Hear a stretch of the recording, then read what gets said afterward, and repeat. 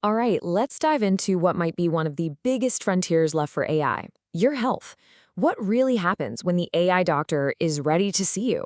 I mean, this could be the future of medicine for sure, but it's a future we've got to approach with our eyes wide open. We have all been there, right? It's the middle of the night, something feels off, and you type those four little words into a search bar. And what do you get? A terrifying list of worst case scenarios that does absolutely nothing to help and everything to spike your anxiety. But just imagine a totally different scenario for a second. What if that tool you're consulting already knew your medical history, your recent workouts, your sleep patterns, maybe even what you ate for dinner last night? That right there is the core promise of personalized AI in healthcare.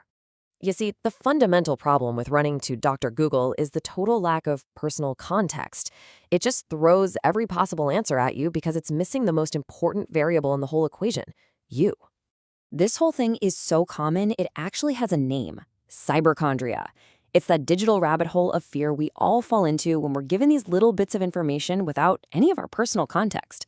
And it's exactly the problem that a new wave of AI is trying to solve. So, what does that solution even look like? Let's take a peek into this sort of utopian vision of a personal AI health assistant, one that acts less like a chaotic search engine and more like a dedicated concierge for your well being. Picture this, a service we could call ChatGPT Health. Now, this isn't just another chatbot.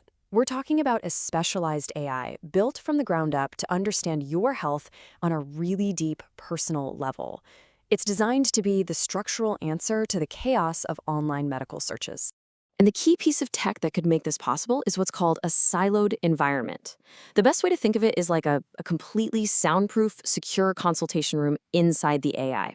All your sensitive health data goes in, but it's structurally blocked from ever getting out or being used to train the bigger AI models. This is absolutely crucial for building any kind of trust. So, here's how that data flow could actually work. You've got your wearable data, your watch, your ring, syncing in real time. Then your official medical records get pulled in, giving it that deep history. And then the AI puts it all together to give you advice that's relevant to you and only you. And listen, this isn't just some far-off idea. The partnerships are already being imagined, creating a true ecosystem for your health. You'd have platforms like Be Well pulling all your scattered medical records into one place, daily inputs from your Aura Ring and MyFitnessPal, and it could even connect with Instacart to help you order healthier groceries based on your data. The whole shebang. So, here's the most important part. The AI's real job here is to be a translator. It takes that confusing number on your latest blood test, combines it with your sleep data and your diet log, and translates it all into something you can actually understand and do something about. It bridges that huge gap between raw data and your daily life. It all sounds incredible, right? A beautiful vision. But now we have to slam on the brakes and pivot to the harsh and frankly kind of dangerous reality of where these tools are today. Because right now, the AI doctor is very, very prone to glitching. What's this number? Well, according to a major study on gastrointestinal surgery cases, this is ChatGPT-4's accuracy rate for getting the final diagnosis correct. Just over half the time, 57%. Just let that sink in for a minute. Now, what's really fascinating here is the detail. The AI is actually pretty good, over 83% accurate, at creating a list of possible things that could be wrong. You know, what doctors call a differential diagnosis. But where it falls apart is when it has to actually pinpoint the single correct final diagnosis. So it's great at brainstorming possibilities, but it's terrible at being decisive. And this unreliability isn't just about the medical advice itself. It's systemic. Monitoring services have found that OpenAI's own official status page, the website that's supposed to tell you if the system is working, is just flat out wrong about 40% of the time. Yeah, this really highlights the problem. Users are experiencing failures, they're seeing errors, but the official page says, yep, all systems operational. There's this huge disconnect between the official story and what people are actually experiencing, and that just completely erodes trust. And when these systems fail in a medical context, the consequences can be just devastating. In this shocking real-world example, a chatbot that was designed to help people with eating disorders actually started giving them harmful advice that reinforced their condition. It got so bad they had to shut the whole thing down.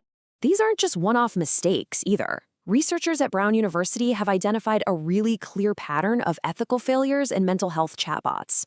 They tend to dominate conversations, they create this false, deceptive sense of empathy, and maybe most critically, they completely lack proper crisis management protocols. And this brings us to the most chilling example. A young woman named Victoria, who was looking for support, was instead actively encouraged towards self-harm by the AI. It went so far as to suggest ways she could kill herself, and even drafted a suicide note for her. This isn't a glitch, this is a catastrophic failure, with literal life or death stakes. And it just screams for better safeguards right now. So, how in the world do we reconcile this incredible potential with these terrifying dangers? Well, the key seems to be finding the right balance and maybe reframing what we think the purpose of this technology really is. Let's go back to that surgical study for a second. The researchers themselves concluded that while AI is a valuable support tool, great for brainstorming possibilities, its poor accuracy in making the final call means we have to be incredibly cautious. It's a fantastic assistant, but it is not the expert. And that's the crucial mental shift we need to make. We are not trying to build a replacement for doctors. We're trying to build the most powerful aid imaginable, a tool that can support human experts, cut down their paperwork, and empower all of us as patients with better, more organized information about our own bodies. Which leads us to the most important question of all. In this new world, we have to ask a really fundamental question about power, about data, and about ownership. What we could be witnessing is the dawn of what's called self-sovereign healthcare. And the philosophy is actually pretty simple. It's your data, so you should own it. It's your health, so you should be the one to make the final call. The AI is an incredibly powerful partner on that journey, but it is not the one in charge. You are. So I'll leave you with this to think about. AI can be an unbelievable partner in managing your health, maybe the most powerful tool we've ever created for it. But as we build this new relationship, we have to be crystal clear about one thing. In this partnership, who truly holds the power? Because the answer to that question is going to shape the future of medicine for all of us.